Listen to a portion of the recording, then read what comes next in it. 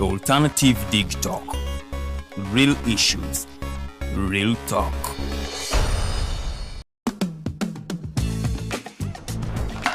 Hi, welcome to the Political Dice. Empishi ebyobufuzi. It's controversial, Purely political, well researched, accurate and global. Oyagala bya parliament oba council. Yes, state house oba ghetto. Ani ayuga ku ground. Ani gwe babuze. Okimanyi nga Dr. Kiza Besigye aleesa amaanyi. Olwofadda bafutoli abateeseemu obuvaazi. Oba yo DP eri kuki? Olwojema. Bano ba MKCG bo baddawa. Abo bafuna CDF baamala tebabanja. Olwo baba ate bange bali kuki? Abo bo akina kulabisa simanyanga posturing tebabiri bali mu structure building. Naye ate ono ye. Ani oyo oba? Ye ali kuki? Oyo kyomuleketa gamba afanyiga mawe. Ebe ndabena birindira noku the Political Dice the Alternative Dig Talk nange Teddy Teangel ewamune Farida Bikobere buli wa Sunday sawa 2.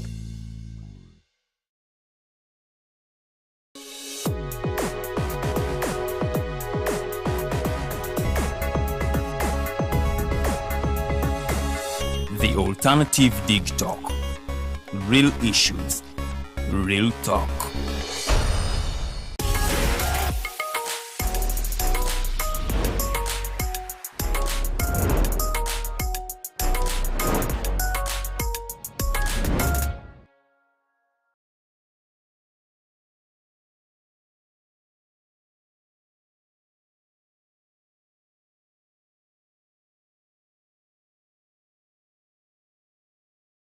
With the girl Teddy Teangel and the two beautiful princesses.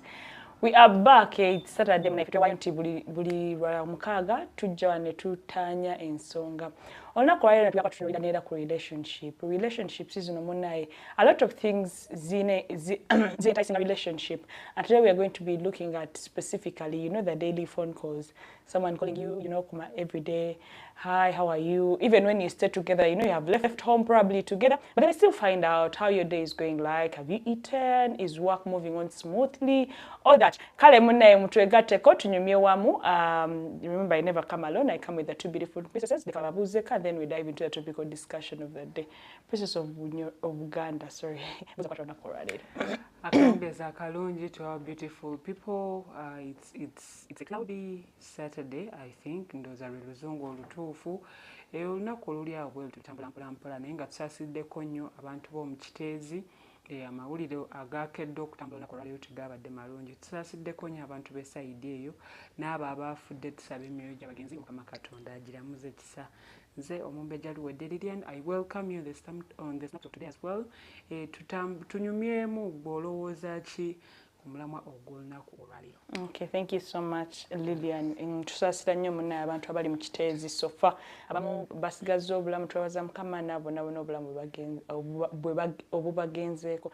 Princess of Bunyoro buza kulatwala olunaku olwaleero. Balamusiza abali ku snap talk ansobye nti muli okay. It is unfortunate that we are losing people because Teddy has taken some time ejjudde and it has always been in the pipeline tugenda kufuna ate land fire walala tandiko iwakasasiro. I think the government needs to always act fast okulaba nti ate tukendeeza kufiirwa obulamu. By the way, that is part of the impacts of climate change. So you know what to do. Yes. Thank you so much, Princess Farida. Tugamba climate change. I am a climate change advocate and an activist. Yes, thank you so much. So, Munaye, that is part of climate change, and yeah, for sure, it is really sad, you know.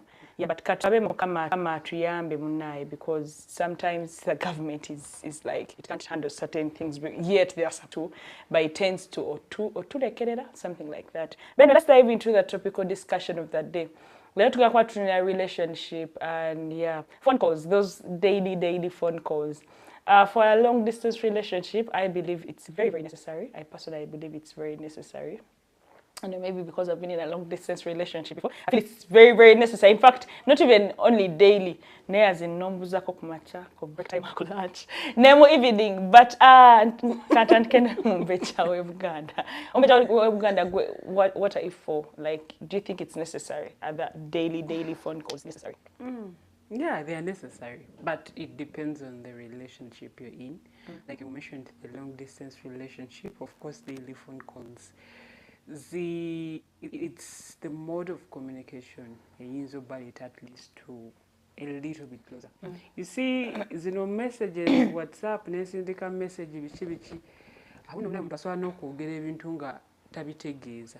But at least wokiwulira okuva mu kamwa ke. Yes, never bakyogera okuva mu kamwa ke ayinza obutakitegeeza, but kisingako n'okiwulira I'm holding accountable ng'oga nti gwe wakyogera mu bigambo naye wano mu message ajja kugamba nabadde nali ndi busy n'enkuddamu nga sikimiininga you get my point. So I think it depends on the kind of relationship you're in. Muli mu long distance kya buvunaanyizibwa nnyo at least okwogera on a daily basis. Okay.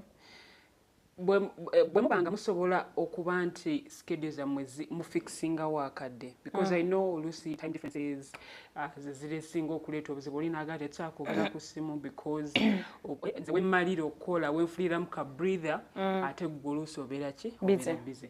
Ekirala oluusi ekiyinza okuleetera mpozi era abantu abali mu long distance relationships abali ku mawanga waliwo abali wano mu Uganda ebyokwekwasa bibiri bitono nnyo mpozi ng'omuntu akola kiro it's understandable oyinza okwesanga oli akola kiro ono akola misana niwesanga nga mwawukanyiza obudde bwe mukoleramu nti ono time ye gy'akoleramu ate gwe obeera ku mulimu ate ye time ye gy'awumuliramu naawe obeera ku mulimu but abantu abali ebweru abamu ayinza okuba nga waakolera takkirizibwa kubeera na simu saakadde akatono ako kaabaafisiza I think kanyuma okukozesebwa at least for a phone call eba much better.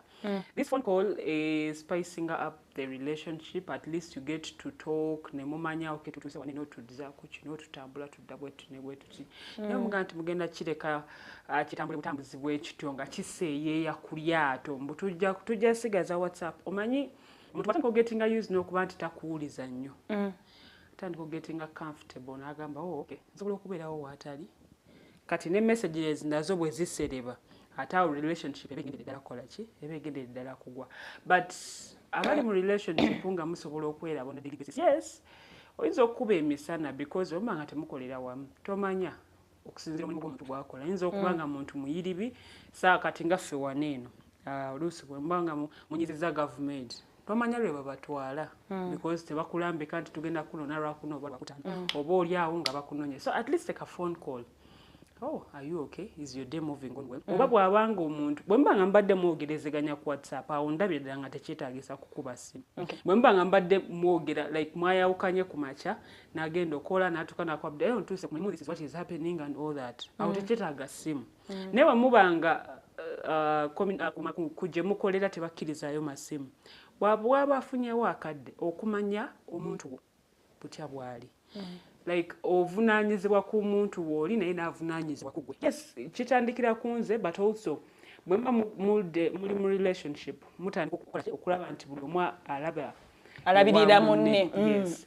So bwe kiba nti ku mulimu ofunyewo akadde osobola okukubira partner wo nze sikiinaako obuzibu bwe mba nga bwe mutwe mwadesigninga relationship yammwe. Actually because our relationships ezimu nga zo munnange mu kunyumya wano mu texts bakikuba bulungi nnyo ne wabaawo abamu nga bo mu kwekubira amasimu kisingako n'okukola ki n'okutextinga oba abamu nga ajja kukozesa ka voice note oli aweereza n'aweereza n'oli n'aweereza n'oli n'aweereza so it depends butya bwe mwakidesigninga mutya muli baakusisinkananga communication yammwe mwagikola kubeera etya because at least wano mu ntandikwa bwe mba mbyogeddeko bibayambako okumanya butya bwe tugenda okukitambuza oba butya bwe tugenda okukikola mulimu abantu abamu kugamba nti nze saagala nnyo okubeera ku ssimu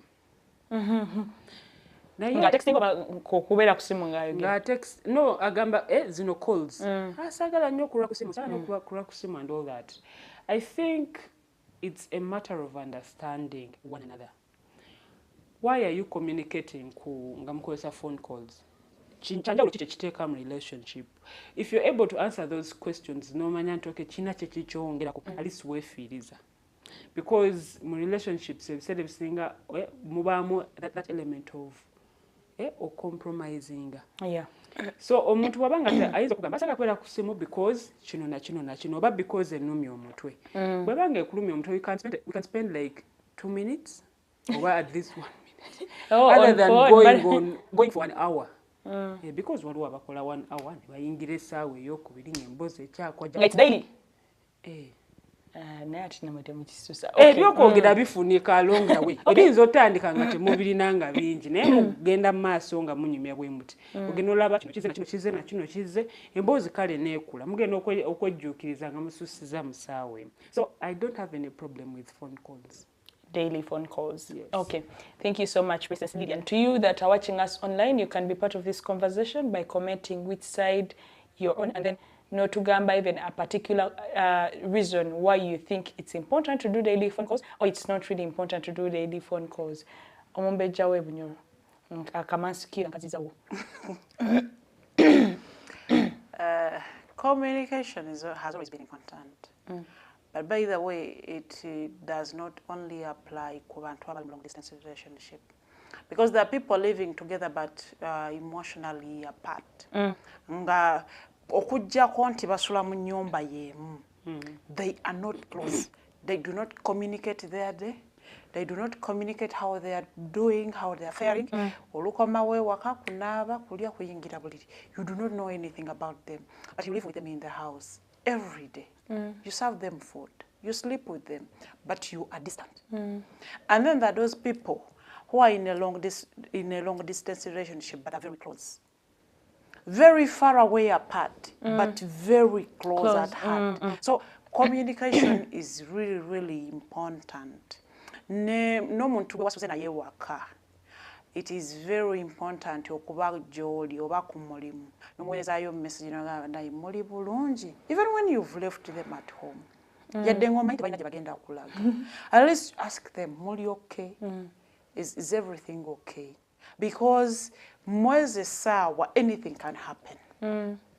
Checking on someone, at least when someone opens up to a discussion, ne bw'oba obadde olina ky'otidde okumugamba ogamba olaba yaneetandikidde think it is yaneebuzizza think it is the right time mbeere ku kyenjogera oba mugamba ekibadde kinnyigiriza. So communication is very important. How you choose to communicate is totally on you. You may choose to communicate through a text, through a call, for as long as you both parties are comfortable. Because wabeerawo ng'oli tagenda kusobola kubanga akwata essimu n'akubira. Maybe because omulimu gwakola oba ekifo ky'abeeramu. Sometimes ali mu balwadde and then you are going to be on phone and you are all shouting sweet talking. Shouting for people. Sometimes situation gy'obeeramu eyinza obutakukkiriza kubaako obakwata ssimu, but at least text. At least text. Text someone, ask them how they're faring, how they're doing, how has been their day. Those small questions, you know, bulaga nti ofaayo, you want to know. You want to know someone. So osanga nti you were too into someone, but because communication yagende so you started growing apart. Omuntu oyo omuyina kale takugambako nti sikwagala nawe tomugamba nti tomwagala. He does his part, akulabirira akola buli kimu, but you are growing, you grew apart. Temukyewula, you see the things we say simufiiringa nenga luli wali omufiiringa. It is because there was something he was doing that you stopped doing. Like it just makes you grow apart. You see, wabeerawo kati fenga abakyala. Men come into our inboxes and then they start pestering you the whole time. Naye omusajja akulemerako the whole time. You start getting used to them. And then you're telling bafayo, they will go. Ne bw'omugoba, he will still call you. Hey, are you okay? Are you eating? Are you at home? Are you safe? You see, kati buli lwabeera ng'akola ebyo nga gw'oyita mukwano gwo oba patanawo oba fiancé whatever you call them nga tabikola, you are going to shift your attention to the other man. Because now yakuwadde attention. Because for us women, we love attention. Men don't know that. We love attention. Twagala okuba nga tufiibwako the whole time. Munaye olidde kamere, oyagalayo ki? Oli bulungi, mulimu gutambula gutya? By the way, you will not die. When you ask those small questions, you will not die. And it actually makes me grow fond of you. even when inafuna ekinkaluubiriza sigenda kugenda wabweru kunoonya gwenkibuulira. I know you have my man, I'm going to tell them because maybe even when you don't give me a solution, but at least nina netikudde nenkiteeka ew'omuntu omulala. So nti okucommunicatinga kintu kikulu nnyo in a relationship.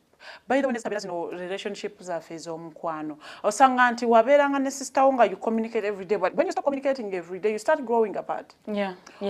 Ogenda okuddamu okukubira nga temukyalina nnyo byamanyi byemnyumya because ebifa mu bulamu bwo tabimanyi naawe ebifa mu bubwe tobimanyi. So temukyalina nnyo kibagatta. So mwalinga mulwa ku call nga malako 1 hour maybe 30 minutes akoze oli bulungi emirimu kigamba 5 minutes.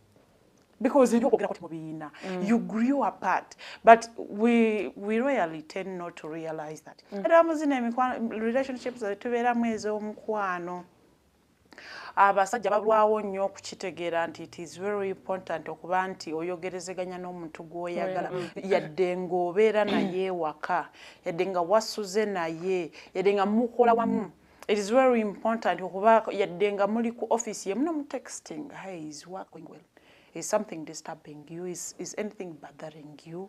Because I mean, men are supposed to be problem solvers. Because imagine, okay, mukola wamu, but probably sit in different offices. Yes, text me, so, you know. Olimuye ya admini, kangeze, probably like head sali muye ya heads of programs, abena wa group, okay, ED, that particular one, and then ngomubuza, are you okay? Yes.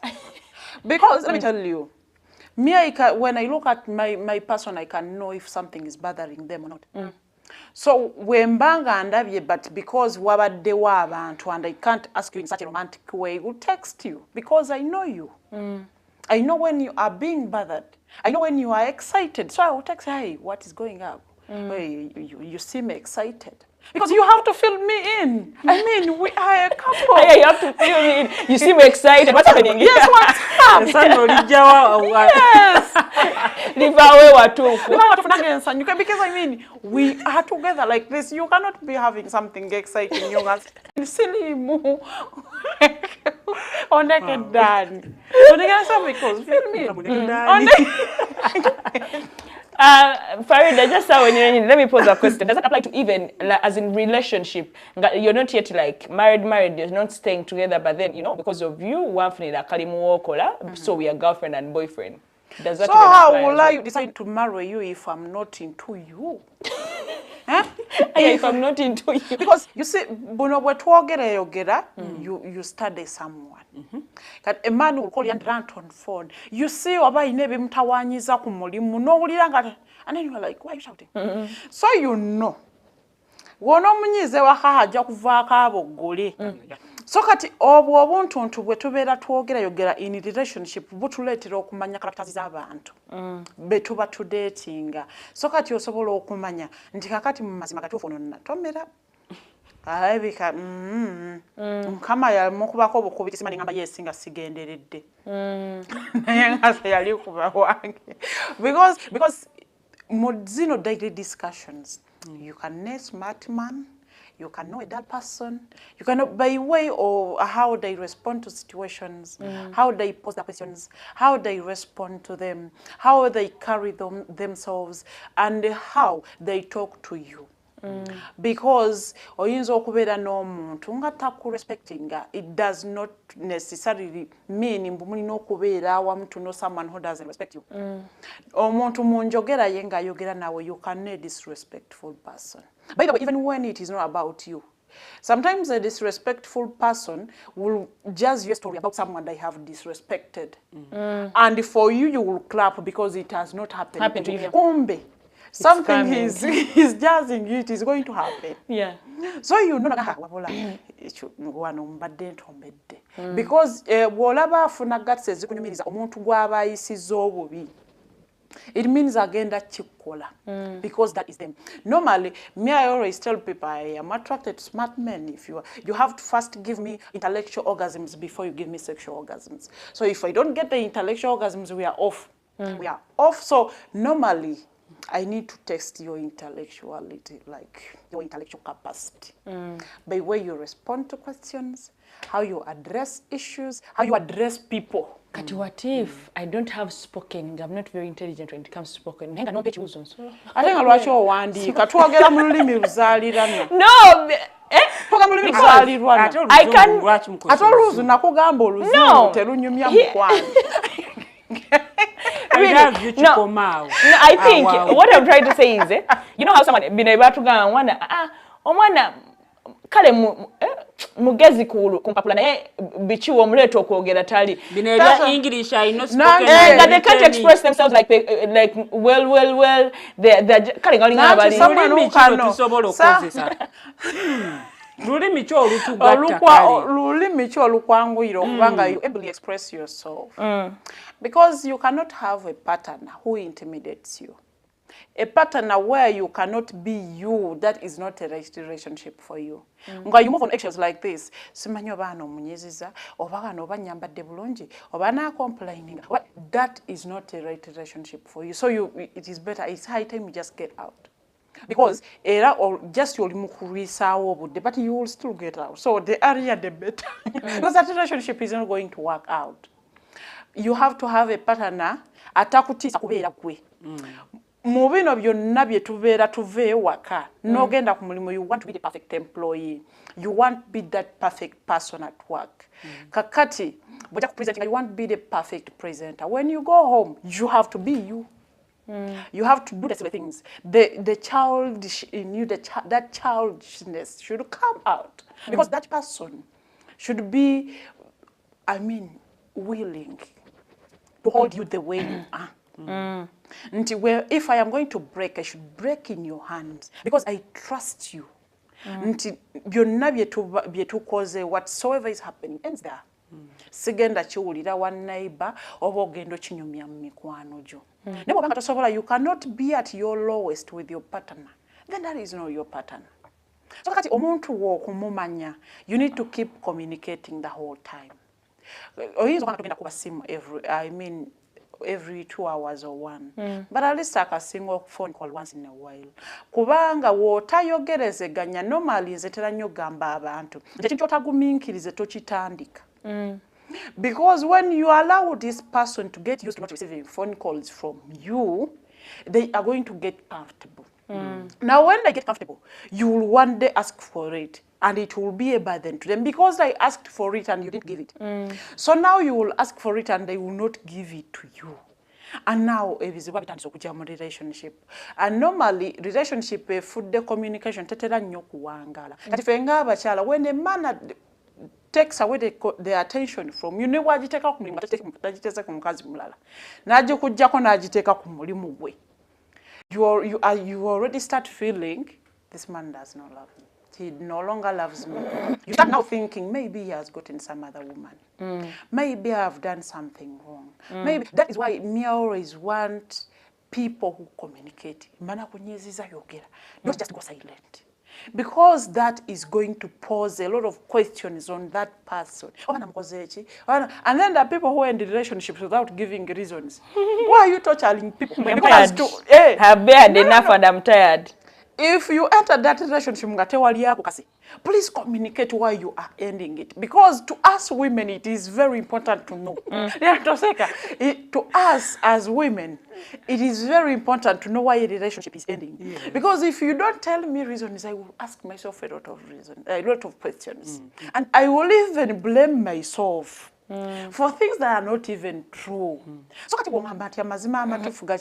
is ABC and then maybe I can work to not with you necessarily, but for my next relationship.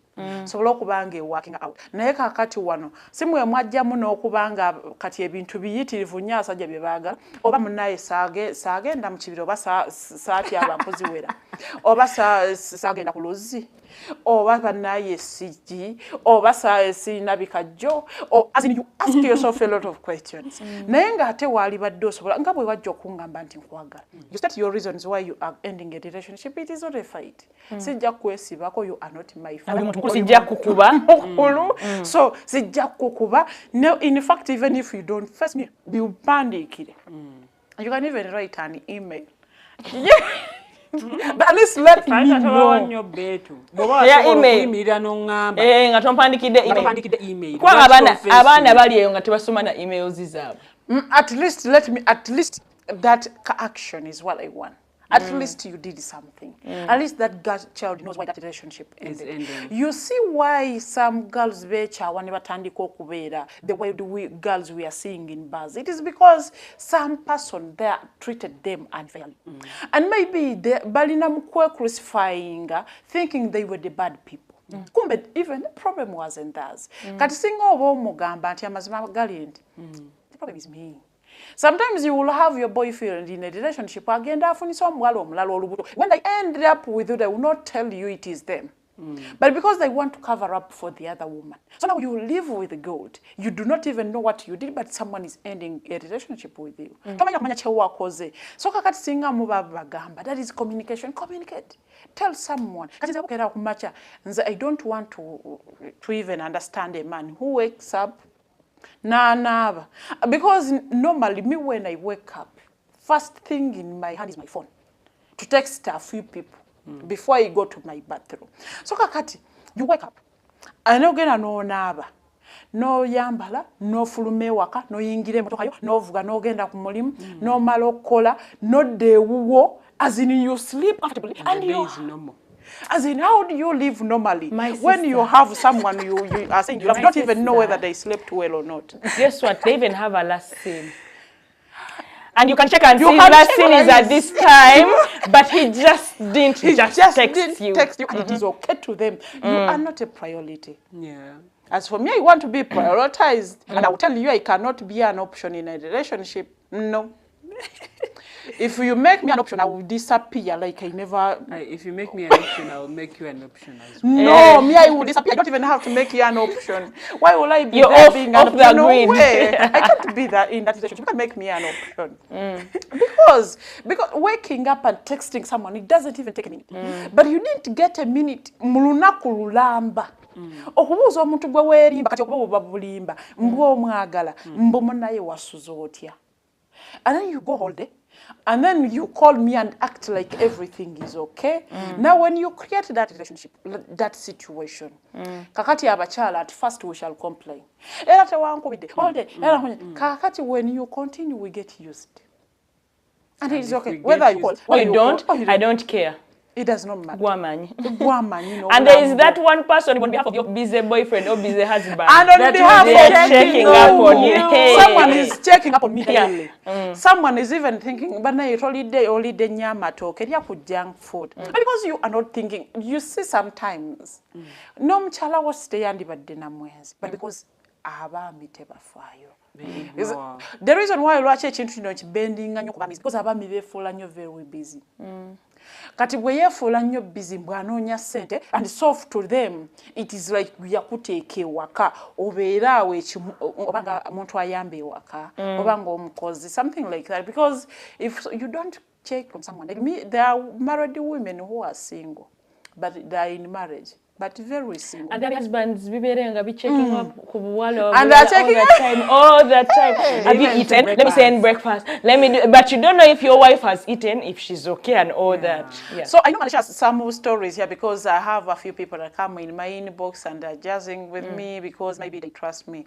So this woman just tells me it is very hurting that my husband is crying for a 24-year-old girl, like begging her. This man of 47 years old, begging a girl. In fact, he had identified a boyfriend. So this man is begging, but he has a woman at home. So he's begging. So absurd. So the woman is like, it has just failed to sit well with me. Begging I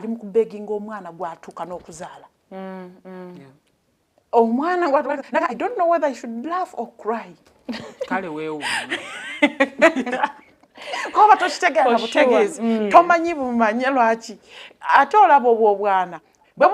bwe byotakola bbaawo bambi babimukozesa eri kati ne kajja nakakumanyiira kati omusajja wola byatakukolera kaka he will go and do those things so kakati akakatu ne kajja kakumanyiira because ekisookera ddala sigamba nti omusajja akamweguya nnyo omusajja akeesibako si wa myaka gye akaswaza tekagala nakuyita naye but omusajja akeesibako akawa buli kyayagala so n'okawa essente mpiti venye bakagulira emmotoka nga gwe weewaka tagikuwangako and when you talk about it you are the bad woman era nga alagira aba akulagira ddala nti tokyatunuulirako ku nkulaakulana y'amaka so nze ŋŋamba naye abakyala ababeera ewaka always communicate with your men ne bwakomawo nga yeekambuwazizza atya at least bwagaana okwogera nawe face to face text him write him a letter gimulekera awo ku table ne bwagiwandika mu Luganda tebasoma ebiraamo betera obisoma mu Luganda n'endagano ntunze gundi ntunze ettaka lyange baliwandika mu Luganda batera nnyo biwandika mu Luganda ate nawe gimwandikire mu Luganda ogimuteera awo nga naye ku lunaku bweziti ne bweziti wakola ekintu gundi bwenti ne bwempulira and I am not okay with it ne bwakwebuzabuza ka at least bbaluwa giteeke mulamu bubaga jagenaye ku mulimu ajja kugisoma making sure he reads the letter bw'aba tasobodde gimuwandiika ku WhatsApp because abamu bw'ona owaweereza voice note ejja kuba mpanvu agaano giwuliriza you right voice note ezo zingi sizagalira ddala nange ng'omuntu akati nze mmanyi nti tajja oba empanvu just make a call summarize everything kubanga voice because I will not pick as in I won't have that time to kwane ntadde mu bakageze ka headphone kale bambi nja tambula mbere nga sibitaddeeko nnyo birowoozo but calls are very important. Calls are very important in a relationship. By the way, it does not even kugamba abali mu long distance relationship. Namwe abali wane Uganda. Even when you are staying together. Even when you are staying together. Omuntu ne bw'omuleka waka mukubirika akasimu mubuuze bana imuli mutya. Baba ina abaana bali batabakomye okusomero. Bali okay. Because anayitomanya kiyinza kubeera bo. Within that bana ezesawa ziba nnyingi. 10-12 hours. That is a long time. But you have someone who loves you and they take a whole month without communicating with you, but they love status is all. Taku commenting, and then when he calls you, he picks it from where as if it was everything yesterday. Is okay. As if it was yesterday. Like atandikira wali we yakoma. And then you wonder, like, what kind of person is this? And then when you go on and just be like, okay, it is okay. You see that is toxicity and you are settling for it. You can never be happy. That's true. Someone was sharing with me because I think Llian and Farida Bikobere, it doesn't matter the mode of communication probably you use. Yes, a phone call is very important, but probably since you start together, at least a text, find out from your partner. At least I think a text saying more like, you know, a phone call. But texting you reach safe at work, lunchtime, lunch break, as you're eating, you're on your phone. Hey, what's up? Have you had lunch? Just thinking. Then someone shared a story with me, and she was saying they left home with their husband. That okay, usually they live together by that time, but more different time. Yes. So katiye yavao ne bawe na tuka kumulimu nakola, and so in the middle of the day they probably use not to communicate. So in the middle of the day nafuna okaplot akatambula after work. So after work nagenda munaye ku plot ye ngata communicating say because they don't really communicate. So munaye ngamba omwami koro ngatuki wakambia musanga azimbye ngakomeri ngadula kwabira kazene mugamba, but wasn't it important that bichije no nange nali musomese, so because we don't communicate all the time, you know, buli omu okola chokoze minus even knowing. I wanted him to test it. Tomanyi oba nfulumye office nti kaninye border oba nfunye accident, you know, those things. So I wanted him to know that it's important. Senga na twali twogede in the middle of the night, by the I'll be home late today because I'm going here and here, which mbiyagamba she wasn't like extremely solid, but you know how you're supposed to be there at 7 and today was at 8. Biyamusanga zimbya komieri, and then she was wondering why is he even mad. nina okudde waka ne mufumbira which I have done. Mufumbira musavinze mmere. Why is he mad? Bulijjo tugenda ku mulimu, we don't communicate. I don't know what he does when he's in office or he's out of office. So why was he mad? Nengo at least one communicating. So namboza, but for you sometimes mikwanje nsano maybe se kugundi wano bichi ngata badde motoka ade ku board adaga and I never get to know. But how come for you you're bothered with them, the fact that for me I had to pass by somewhere after work and for you never even tell me. So kata when I this mulamwa that in the middle of the day, so by the middle out of office, bantu me wano ba mu field ikola chino because you're communicating. So like Farida, I think, and Llian have said, it doesn't matter even when you're staying together. Sometimes you go back home and you don't know even how your lover's day was. And they are, there's nothing like, how was work? How was your day? Because, what makes you think it's automatic, I had a good day? What makes you think it's automatic, I had a good day? Talking to you doesn't mean I had a good day. It might be. Exactly. So I think as lovers, really, like Farida said, if you love your person, what stops you from communicating? Because truth is, much long distance relationship, but this helps banabantu growing together.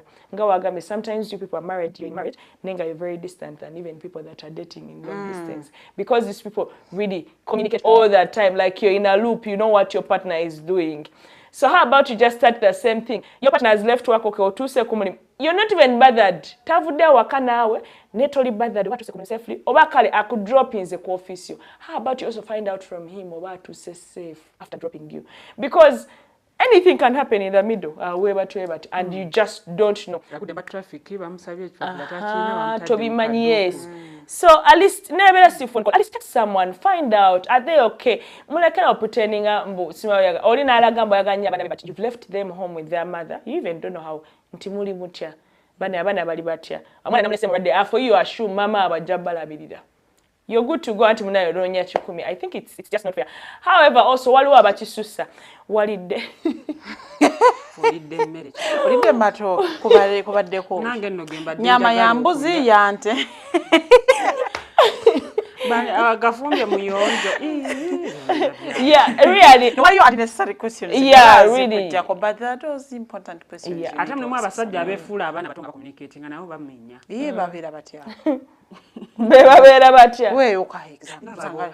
Sanga tumoyi tubayina. Waliddeyo wanyweddeyo gati. Sanga walidde mmere yadde efaanana etya. Yabadde ewooma. I mean, all those questions for what? We bata yawoomye. Mbu yabadde ewooma.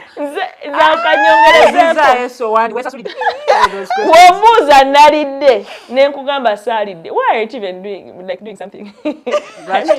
Walidde saalidde lwaki mande ero mbadde broke. Why are you even doing something? Badde tewooma njirese naawo. I think it's important woba obuuza nalidde. Okay, wemba nalidde weranirwe ngoma saalidde. Go out of your way. Ogamba ate kati lwaki tewalidde baby. Nkugambe munnaye ekituufu kiri nti ze yafumbye ku office sibyagala. Ogambe kale tusindike wano gaya arebereko ne kyaleeta. Oba at least funa yogurt. Be concerned. Kale kankutuleka ekitwalo ofune yogurt. Ne bibafumbe tobyaga bana esole. No koma as not is that. Kati ogenda kukola otya? Ekibuuzo kyo nga tekinnajja. And also that she said men are supposed to be solved ngamu solving. Yes, they're supposed to be problem solvers. Yeah, not to add on. Kati ogenda kukola otya? How are you even helping? Bao kane omusajja responsible asking me that question. Nga tebannakubuuza okaabira ki? Bino bye twekaabya okaabira ki? Onyiziza. Ekyo kikaabya. Iye. Bulungi nsano kapa kanja. But I think mulimu abaami abamu abazibu ab'okwagala nga mugumu ku mutima.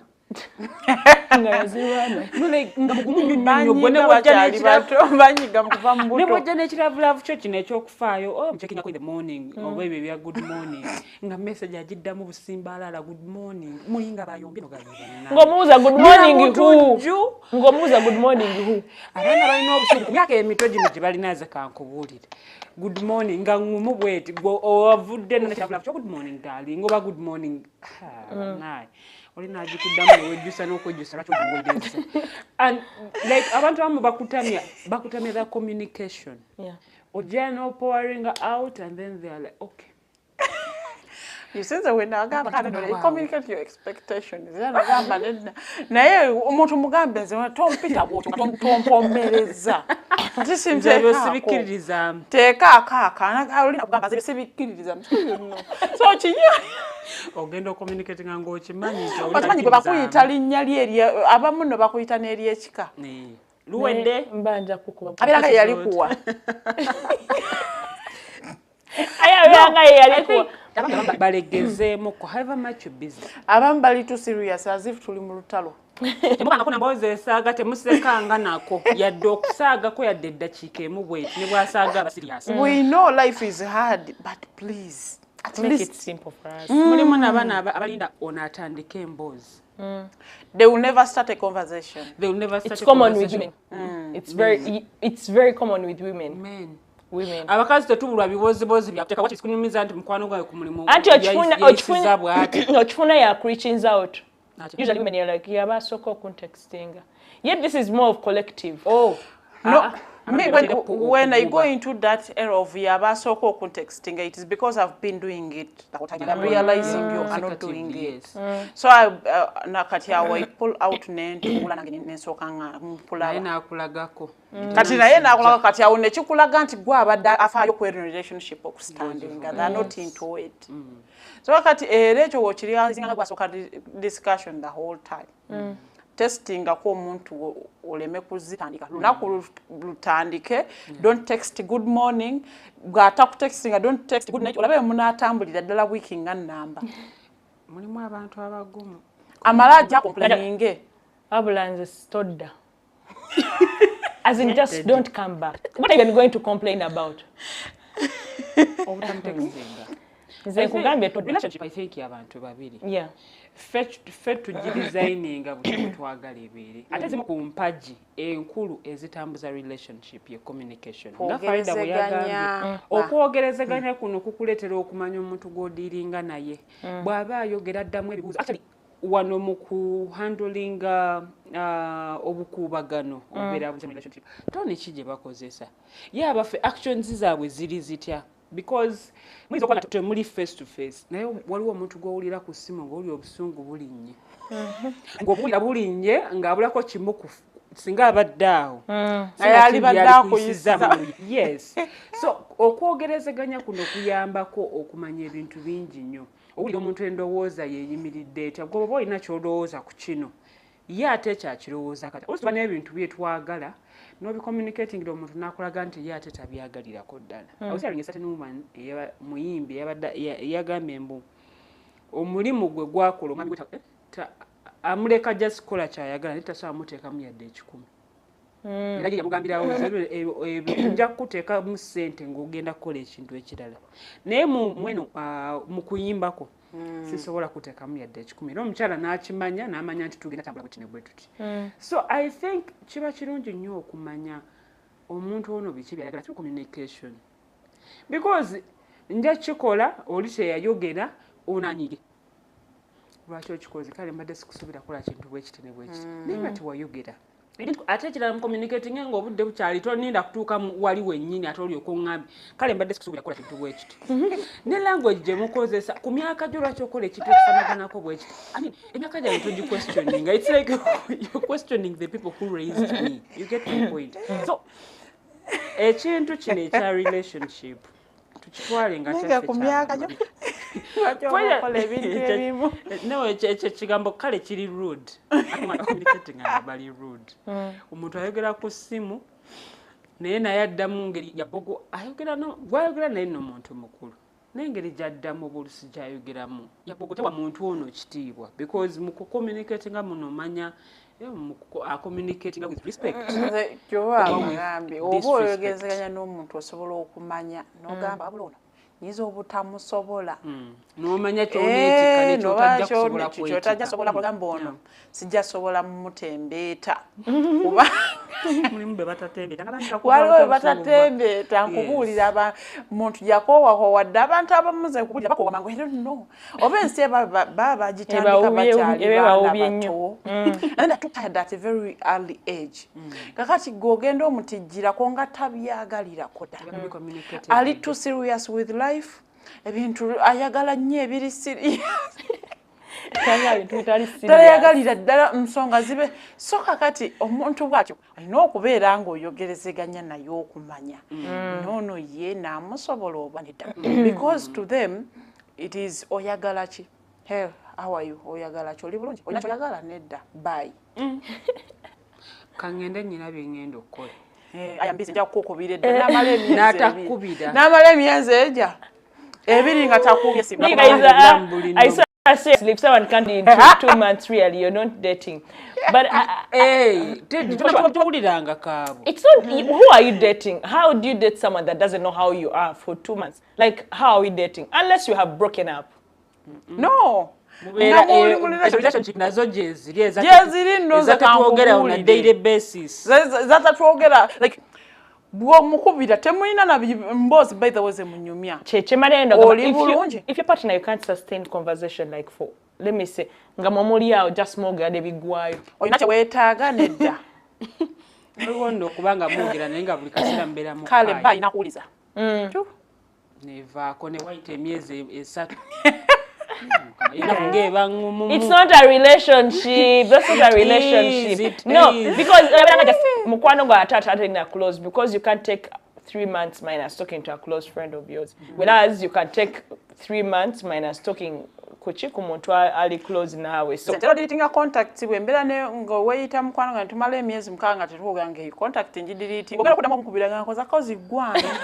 Wangamba siku chaina number we talk without communicating I delete your contact because imbasi ina nansonga lwaki mbeera nayo because tonyamba because so, you will not help me because tumaze banga dente tuogera sijja kujja buzinku kwa nyine by one by the way it's impossible kisobokera ko dala so kakati gwe kanku deleting when you need me you will call me and I will ask you mpozo gwani oyagala ki sisobodde that's nze mbadde ngenda kugamba sometimes also this thing it shouldn't be like more of an obligation we feel like oh you know chikola it should be so natural like because it is a responsibility yes kale never responsibility kibere nga kiri nacho ngasichikake kubera munaja gamba sikukubira eyajayomba kwegaba bakwano bagamanya nti bane omukazi watamukubira because the moment I realize you just do it because you know when you don't do it I will get mad it does not count. Yeah, to me it doesn't. Yeah. Akabamu they are disrespectful enough kuchikugamba. Nti mbada nengamba sekubide ojayomba.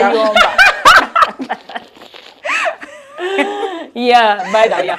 And to men, even when you are raising a genuine complaint, it is you are quarreling. You're quarreling. So, the you are chama. Kwa for you leave your friend ngogamba. Nesi uli yako Farida ngayomba. Ne atolo msajanga mbu ayayombi. Because even when you complain about something to them, oli kuyomba. It is a genuine complaint. Wasirika onyize. You're like, okay, nkole chi. What should I do? Because even when I come and I raise my concerns, mbera siyomba because me I feel like kuyomba it's more of raising your voice. Some men don't want women who raise concerns. Raising a concerns era watandikira tampa mirembe obutampa mirembe olusi butandikira if raise a concern ate kasa kiba nti yeye gwe kitunulidde gwonenya lwaki munange tokola boti ne boti kasito raising the first time nga takiddamu takikyusa the second time nokiddamu amaliza omukazi tampa mirembe mpuliranga ayomba nnyo but then you're raising a concern to better the relationship because eri maaso gye mulaga mujja tuuka time ng'ebintu bino mbate mwabitereza ku ntandikwa ng'eri bibatawaanya you reach a point nga relationship yamwe mazemu emyaka 10 ninga mulimu ebintu bimafuka comfortable nabyo wetakuba simu. They always when a woman is raising complaints about you, they love you. When a woman goes into her silent mode, the love has gone. The love has gone because a woman in love is a woman who will complain about something that is going wrong. But a woman who has just decided to let things be, it is because the love has died. And now they're protecting their peace of mind. We are even plotting our second move. So you are there. So you don't care. It is up to them. It is up to them because you are planning your exit. So wagezaako kye wagezaako ne bigaana. So you let them be. You don't raise complaints, you don't raise concerns. But sometimes they even get surprised. Akola ekintu and they expect you to complain and then you are okay. And you're like, kakazi tekachanjagala. And you're like, but when I complain, you're like, and kwewunyisa but ngenda yomba. And you're like, awamanyira navaawo. Kumbe you apply your omanyira navaawo. Mansenvudde fuluma. Duli mukawungeze wekiro bujja. Era wekiro bujja omuntu aba agenze. Ate by the way abakyala tulwawo nnyo ebiseera ebisinga giving up. Naye bw'atuuka nasalawo n'atereeza obwongo n'avuga nti kakati tutambula tuvaawo wano tusiibula. Do you know it is us women who go on our knees to cry to God for our men? Men never do that. Tuyina ebizibu ebitumala. Naye ku bizibu twogera eby'abasajja. Ne wotikko omugugu gw'omwami w'okumusabiranga. Kale n'ogaana okwesabira. Oyina n'obulwadde obukubazaringa n'ogaana okugamba Katonda about your health. And then you are presenting this man to God. And always in the motivational speakers sometimes they always advise muchala ali mbufumbo to go and pray for a cheating husband. Sabira bawa alekera obwenzi and I'm like Lwaki mugamba when a woman cheats who tells men to go and pray for their wives okulekera obwenzi?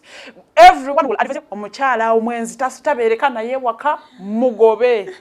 Naye neewunya lwaki omukyala bamugamba agenda asabire bbaawe ayenda naye ng'omwami tebasobola mu-advisinga kugenda kusabira mukyala we yayenze. They will all tell him oyo mute tojja mumusobola omukyala omufu ayenda tojja mumusobola. The same should apply to men. My fellow women, don't waste time praying for a cheating man. At least oyina ebizibu ebikumala okubigamba Katonda.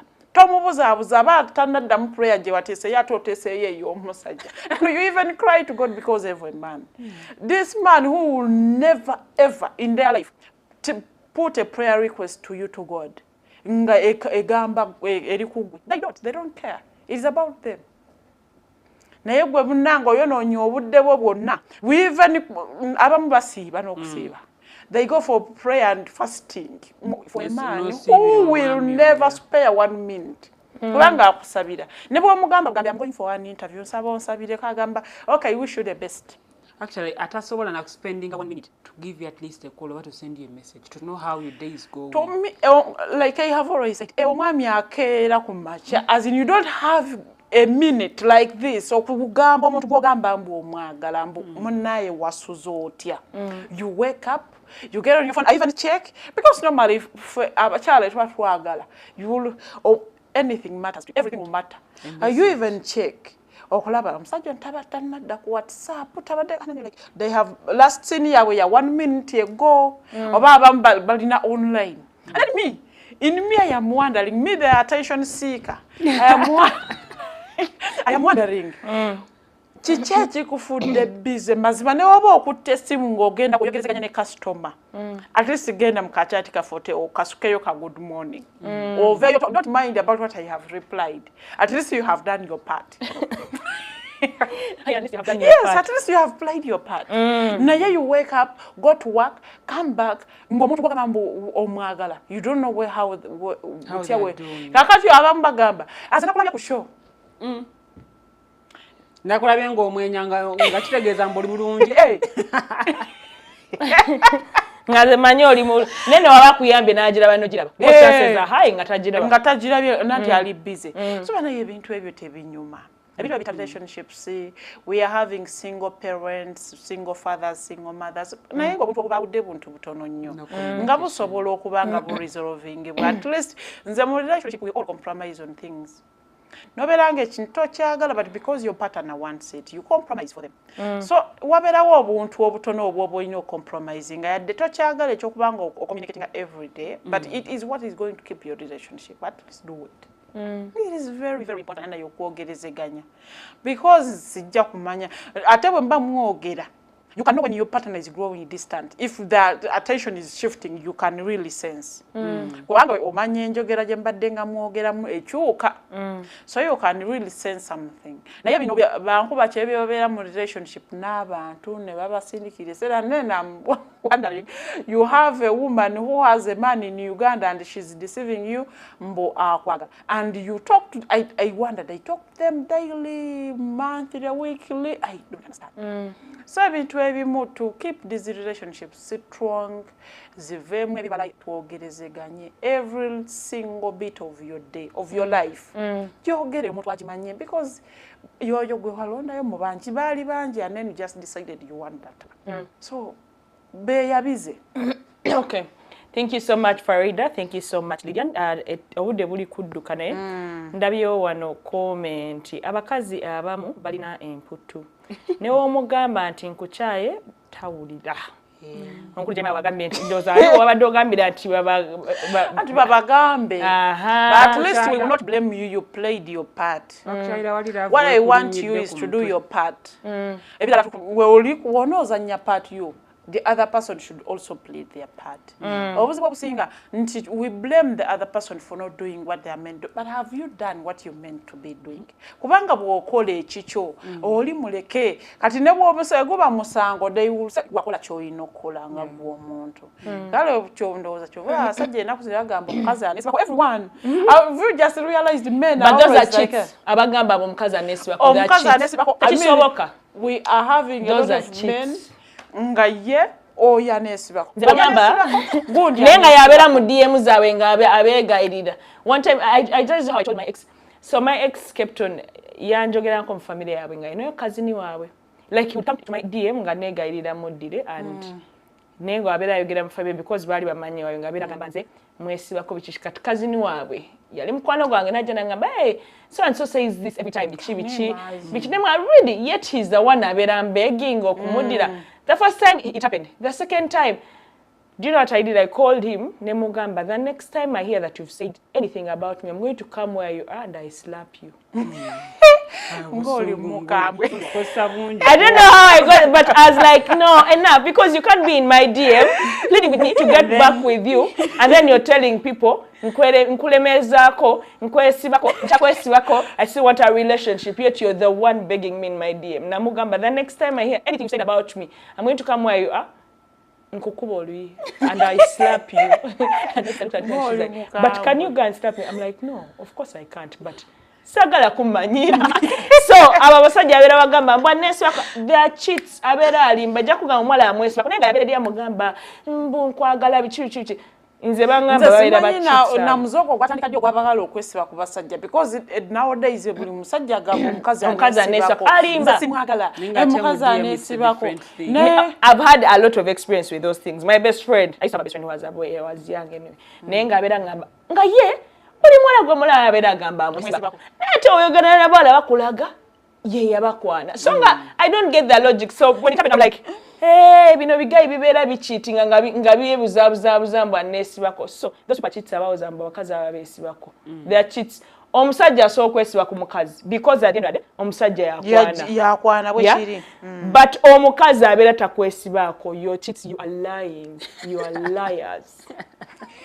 Closing remarks digital adage mbadde simanyi nti muli benzi kuba kati ndi mukuza yakatambira gabona bangi abatera okunyumiza omukazi anesibako ekikazi in fact tamwana kitiibwa ekikazi kinemeddeko exactly. Chiwala kinemeddeko nze yangana mpitako nongo nene ngamba kwesiba kate ng'omuntu myamwogere can you imagine men anyway byonna gye biggwera men are good people but they are liars. Yokabeera abakyala mbakubiriza nnyo mufune obusengejja to know who is lying and who is not lying kubanga kyangu nnyo okufallinga for the liar n'oleka ate ayogera amazima naye nga njagala okubakubiriza nnyo kubanga bw'obanga oli mu relationship n'omuntu keep on communicating mu communicating banaye mwogerezeganye sinnabaga nkonze mwogera oluzungu nagaana n'oluzungu mu relationship mwogera olulimi lwe mutegeera yensonga lwaki wandi obadde oyagala omuntu gwosobola okwogezanya some local language bwogera native ng'asobola okitegeera nga when you go native they can really understand. Sometimes omuntu bwakunyiiza you need to go native oba bwosanyuka ennyo you should go native so awo nga oli gw'ocommunicatinga naye alina okutegeera. Okay, thank you Farida. Lydia, your closing remarks. Never naye Jeremiah Mshibi agambye these days abakazi mutukwana nnyo. Omukazi sokwekwanira naye tasobola kwesibako. Okay, You are lying. I'd love to close on a lighter note nga mbagamba ati munnange bwemba mukyusinga communication ekika kya communication kyemugenda okukozesa bukozesa ekibawa emirembe. At least buli omu abeere nga ali okay with it other than okukisiba ku muntu nga tolita. Mulimu abantu abamu nga tamanyi kutextinga kuwandika nga yajja kusobola buvuzi ate nga gwe tobwagala nga toyagala because bukumalako emirimu bwobusa akawuliriza nga ne wooli tosobola kawuliriza. So mulonde engeri gye musobola okwogerezeganya mwina ebawe emirembe ebawe essanyu ng'oli essimu bw'enaaba evuze tajja kwekkaanya wuuyo akubye olero olubaze oba leero bw'essimukubira oba ananyiiga oba anaakola atya ekintu kyammwe babiri kikolebwa mmwe babiri era mmwe musalawo kifa oba tekifa kigenda mu maaso oba tekigenda mu maaso. Thank you so much, Llian. Wood William, thank you so much for watching. Brooke, Jeremiah, I hear you. Jasmine, thank you so much for watching. Jeremiah, I hear you. It's very possible mukazi okwana musajja but tasobola mwesibako. Era wa mukwana n'amugaana, she moves on. Tamwesibako. I'll stick to that part. Men, you lie. That abakazi abesibako netabesibako. Mwabera abakumi down in that situationship. Olmane mugaba abayisibiyeko. Anyway, tomorrow the political dice is back bigger and better. 8 p.m. Stay tuned. It's Alternative TikTok, real issues,